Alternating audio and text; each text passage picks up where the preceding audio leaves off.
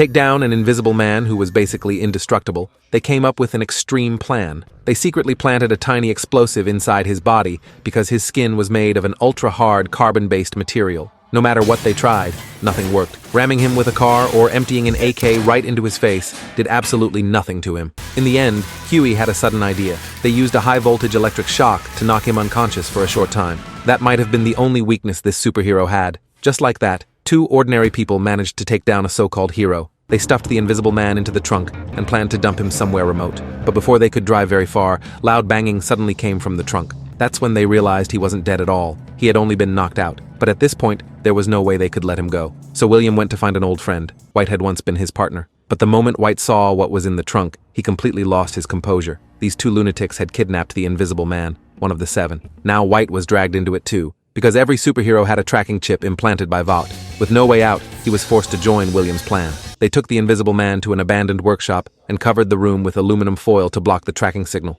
Just to be safe, they hooked high-voltage electricity around the metal cage in case he woke up and tried to escape. The invisible man was like a turtle. His shell was nearly indestructible, but his insides were just like a normal human's. So the only way to truly kill him was from the inside. But if they tried to make him swallow the explosive, he could easily spit it back out, which meant there was only one option left.